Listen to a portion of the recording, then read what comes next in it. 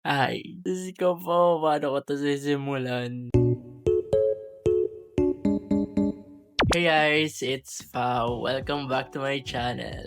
Or welcome to my channel. And finally guys, ito na. It's been a while kasi grabe, hindi ko alam kung paano ko sisimulan tong video na to. Yung channel ko nawala na lang bigla-bigla out of nowhere 5 years ago. And grabe na yung pinagbago ko sa sarili ko. Grabe na yung mga nangyari sa akin. Hindi ko alam kung ano sasabihin ko dito. Kung hindi nyo alam, and feeling ko hindi nyo naman talaga alam. Pero sinakto ko na yung pinaka-last upload ko dito is 5 years from now kasi August 4, 2021 yung huli kong upload sa channel na to, which is yung Shopee haul. And then after nun, nawala na ako. Imagine nyo yun, parang kahapon lang or yung last video ko nga dito. Isa pa akong college student noon, tapos first year college lang ako noon. Tapos sobrang bagets ko pa noon kasi mga 18 or 19 years old na lang, 20, hindi din. 19 or 20 years old ako during that time. So sobrang peak pa nung era ng pagiging young adult ko. Hindi pa kasi imagine nyo guys, ilang taon lang ako noon. It's either 19 or 20 years old ako. Tapos pre-pandemic pa nung time na yun. Feeling ko sobrang ano pa ako noon. Medyo yung mindset ko pang teenager pa. Ganon, like hindi pa ako masyado nagsaseryoso sa buhay that time. Basta sobrang layo ko na sa personality yun. Sa personality ko ngayon, ang dami na nagbago sa akin. Ang dami nang nagbago, literal. Siguro kung pinagpatuloy kong mag-upload during that time, siguro makikita nyo talaga yung pinaka-improvement ng buhay ko. Yeah, and actually, hindi ko din naman masyado masisisi yung sarili ko kasi nung time na yon pandemic nga. Tapos nasa bahay lang ako. So parang anong gagawin ko? Ano yung mga content na gagawin ko?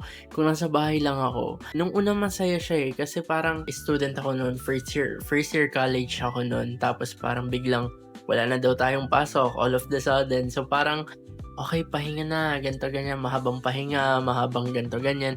Pero ayun, biglang nagbago nga yung ihip ng hangin sa buhay ko kasi nung time na rin yung tanda ko, medyo nagpipik na rin ako sa pag-freelance ko sa photography and videography. Tanda ko noon nung pandemic, nakaapat akong tangge sa client kasi nga pandemic, like bawal lumabas. So, ang hirap din that time. Tapos parang doon na ako medyo nawalan din ng gana, ganon, ng spark.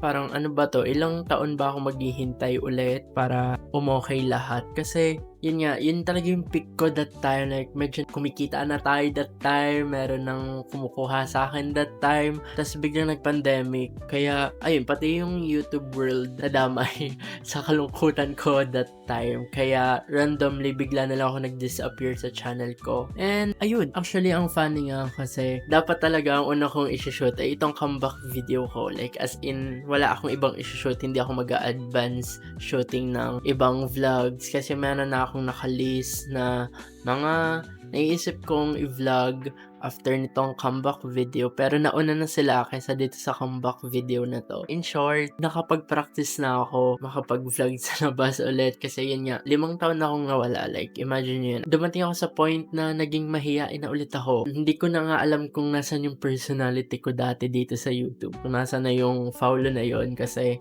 yun nga, ang laki na ng changes. Medyo nag-a-adjust talaga ako. Hindi kasi katulad before na magaan-gaan pa yung mga rules, ganyan. So, kumusta na nga ba ako? After 4 years, after 5 years, 6 years, 5 years. Ayan, nakagraduate na ako finally kasi 'di ba, ang huling alam niya sa akin dito sa YouTube channel ko. First year college nga ako that time kasi nakapag-vlog pa ako ng kaunti dati, yung parang a day in a life ko, ganyan. Tapos ayun, ngayon guys, graduate na ako. So class of 2025 po ako graduate. And ayun, nakakaisang taon na ako actually. Nakakaisang taon na yung graduation ko. Yan, ito na ako guys. Ito na yung bagong Paulo na makikilala nyo. Like, dati hindi ako mabigote. Ngayon mabigote na ako. Yun, so during my college era talaga, sobrang dami kong natutunan. And hindi ko din ina-expect na ang dami kong magiging kaibigan. Hindi man sobrang close na friend, pero ang saya lang na magkaroon ng kaibigan galing sa iba't ibang department. Meron akong mga naging kaibigan sa tourism, sa culinary, sa IT, sa accountancy, sa computer engineering, ganyan. So parang halos lahat yon. Meron akong mga naging kaibigan na kahit papaano, ayun, nakatulong naman sa akin na mas ma-build pa yung sarili ko sa school na yon. Siguro, ang laking tulong din talaga sa akin nung nakasali ako sa student council ng STI. Simula nung pumasok ako or simula nung bumalik ako sa STI nung second year, hindi na ako nawala sa student council. Yeah, sobrang dara-diretso ako naging student council that time. Sa pagkakatanda ko, dara-diretso. Kaya sobrang laking factor talaga nung college life ko sa buhay na meron ako ngayon. So, ayun, maraming salamat talaga. Maraming salamat talaga sa college friends and everything. Ayun, kay Rainiel, maraming salamat talaga at nakilala kita. Yes. Tsaka alam niyo yun, as BMMA student that time, naiba rin yung mga naiba rin yung perspective ko sa life. Hindi lang naman yung pag-e-edit, hindi lang yung pagde-design, hindi lang yung paggagawa ng website, pagko-coding, yung natutunan ko doon. Kung hindi, pati yung mag-observe ng paligid at ng mga tao. Kasi 'di ba, pag MMA student ka, like more on observation talaga din. Anong color ang gagawin sa ganito? Anong gagawin natin sa gantong layout if ganito ang kalalabasan? Yung mga ganyan. Observation talaga yung mga ginagawa namin. Most likely, kailangan muna namin i-observe, pag-observe ng idea and everything. And ayun, na-apply ko rin siya actually sa life and sa mga taong nasa paligid ko. Whenever may bagong dumadating na tao sa life ko, ina-observe ko muna siya. Ayun, parang ayoko masyadong mabuhos yung energy ko dun sa isang tao kung hindi rin naman same energy yung ibibigay niya sa akin. Kumbaga, mas na-appreciate ko na lang ngayon yung mga simpleng bagay na nangyayari sa buhay ko at sa mga taong nasa paligid ko.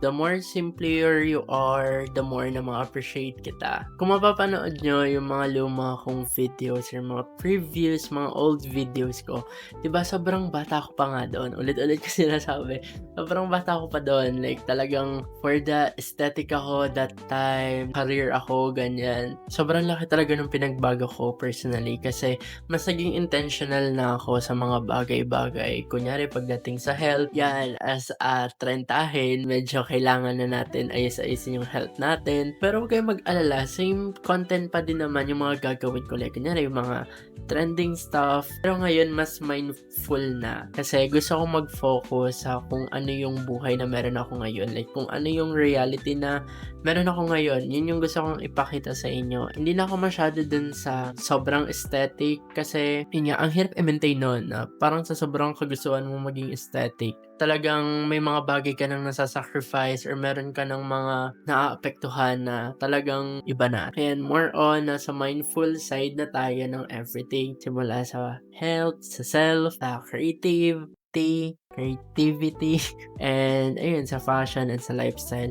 Masaya talaga ako na nakabalik na ako dito kasi hindi ko din actually ina-expect na this moment. Like, more on nag-expect ako around October ako makakabalik. Parang sobrang excited ko, tapos sumasang-ayon sa akin lahat ng panahon ngayon. Tapos sobrang taas din nung positive energy na nakikita ko dito sa pag-vlog na to, no? Parang feeling ko hindi ko na kailangang patagalin pa, dapat ngayon gawin ko na siya. Yeah. Then na-realize ko kasi na yung binabasa ko palang libro, yun na pa yung na-a-apply ko ngayon dito sa nangyayari sa akin, na parang kung meron man akong gustong gawin or meron ka man gustong gawin, gawin mo na. Huwag mo nang hintayin yung moment kasi hindi mo din alam na baka yung hinihintay mong moment hindi na maganda yung kalalabasan. So kung alam mong handa ka na, alam mong okay ka na, huwag mo nang patagalin pa, gawin mo na siya. Yeah, yun yung ginawa ko ngayon. Hindi ko na talaga pinatagal to. Sobrang happy ko talaga, promise. Sobrang nagagalak talaga ako. Hindi ko alam kung saan tayo dadalhin ng channel na to. Either sa lifestyle, sa fashion, sa random moments, sa creativity, or kung saan man.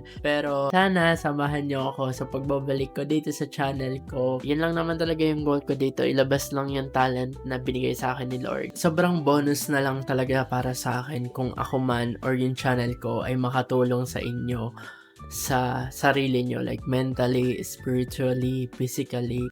okey. Pero ayun, kung ganun man yung magiging output or kalalabasan ng channel ko sa'yo na nanonood nito, sobrang thank you. Talagang bibitbitin ko 'yan. Ayun, maraming salamat. Sobrang na-appreciate ko talaga kayo. Lalo na yung mga taong talagang alam kong nandiyan para sa'kin sa journey na ito. Hinding-hindi ko kayo makakalimutan. Yung mga old subscribers ko, hindi ko alam kung pinapanood niyo ba 'to or nag-notif ba 'to sa inyo. Sa 1,729 kong subscribers, maraming salamat talaga sa inyo. And ayun, huwag kayong mag-alala kasi magpapatuloy naman ako ng channel ko. Hindi 'to ngayon lang, as in marami akong naiisip na content. And ayun, sana wag niyo akong kalimutan. Hindi ko din kayo kakalimutan kasi pag dumating na yung panahon na talagang ma-discover na tayo, hindi ko kayo makakalimutan. So again, it's me, Fao. See you on the next one. Bye!